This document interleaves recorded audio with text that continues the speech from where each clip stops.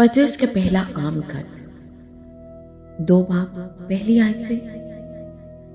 بس ہر طرح کی بدخواہی اور ساری فریب اور ریاکاری اور حسد اور ہر طرح کی بدگوئی کو دور کر کے نوزد بچوں کی مانند خالص روحانی دودھ کے مشتاق رہو، تاکہ اس کے ذریعہ سے نجات حاصل کرنے کے لیے بڑھتے جاؤ۔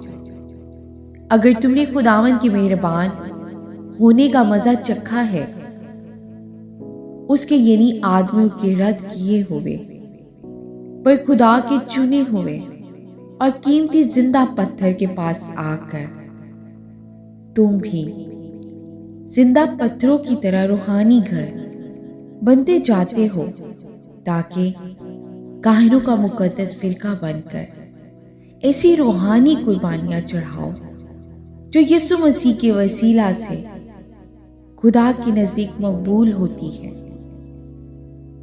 چنانچہ کتاب مقدس میں آیا ہے کہ دیکھو، میں سیون میں کونے کے سرے کا چنا ہوا اور قیمتی پتھر رکھتا ہوں، جو اس پر ایمان لائے گا ہرگز شرمندہ نہ ہوگا۔ آمین، ہاللیلویہ۔ بس تم ایمان لانے والوں کے لیے تو وہ قیمتی ہے، مگر ایمان نہ لانے والوں کے لیے جس پتھر کو ماموروں نے رد کیا، وہی کونے کے سرے کا پتھر ہو گیا اور ٹھیس لگنے کا پتھر اور ٹھوکر کھانے کی چٹان ہوا، کیونکہ وہ نافرمان ہو کر کلام سے ٹھوکر کھاتے ہیں اور اسی کے لیے مقرر بھی ہوئے تھے۔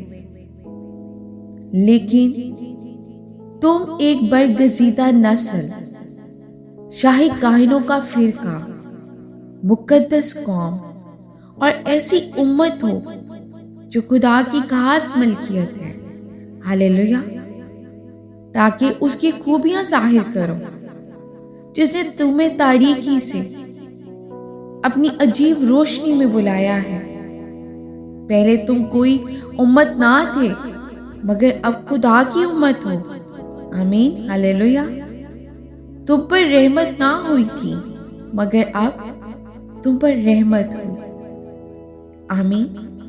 خداوند کے زندہ پاک کلام کے پڑھے اور سنے جانے میں اس کی برکت و خداوند کا شکر ہو۔ عزیزو، آج کے کلام کے وسیلہ سے خداوند ہم سب کو برکت دے اور ہم سب کلام کے پڑھنے یا سننے والے محض نہ بنے، ہم کلام پر عمل کرنے والے بنے۔ آمین۔